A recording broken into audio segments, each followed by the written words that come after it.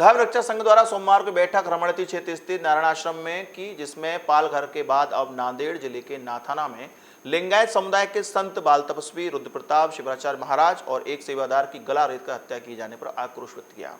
स्वामी सुरेशानंद परमहंस महाराज की अध्यक्षता में आयोजित बैठक में संघ के पदाधिकारी और संतों ने नांदेड़ जिले में संत सहित 2 लोगों की हत्या पर आक्रोश व्यक्त करते कहा कि महाराष्ट्र की उद्धव सरकार ने पूर्व में पालघर में हत्याकांड में सही कार्रवाई नहीं की और उसी प्रकार की घटना की पुनरावृत्ति में सरकार अब विफल नजर आ रही है। इसलिए मांग की जाती है कि उद्धव ठाकरे सरकार इस्तीफा दे और वहां राष्ट्रपति शासन लगा जाना चाहिए। तो जब कल ये पता चला कि महाराष्ट्र में नांदेड़ जिले में फिर से हमारे एक साधु और उसके सेवादार की निर्मम हत्या कर दी गई, गला रेत के हत्या कर दी गई, तो एकदम से वृंदावन का संत समाज और हमारे सभी धर्म रक्षा संघ के कार्यकर्ता उद्वेलित हुए, सभी क्रोध में आए और सभी के अंदर एक असंतोष का भाव पैदा हुआ।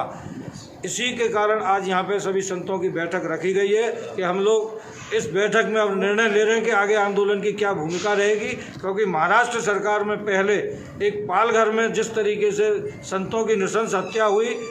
उसके लिए हमने ये मांग की थी कि सीबीआई की जांच कराई जाए, मगर तब सीबीआई की जांच नहीं कराई गई और लीपापोती करने की कोशिश की गई। और उसी श्रृंखला में ये तुरंत दूसरा एक केस हो रहा है कि एक साधु की हत्या हो रही है और इस पर भी सरकार लीपापोती करने की कोशिश कर रही है। और जिस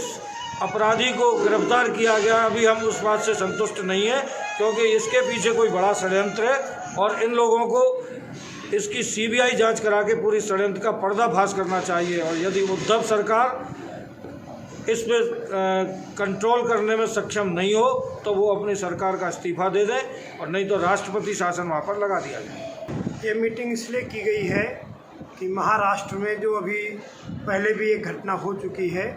और फिर अभी दूसरी पुनरावृत्ति उसकी फिर हुई है, उसकी वजह से जो अभी नया कांड हुआ है और पालघर की जो घटना थी वो तो बहुत नरसंस हत्या थी। हम तो कहते हैं कि महाराष्ट्र में ही संतों के साथ इतना क्यों किया जा रहा है, और जब से ये ठाकरे सरकार बनी है, जब से संतों के साथ कुछ वहाँ दुर्घटनाएं ज़्यादा होने लगी हैं।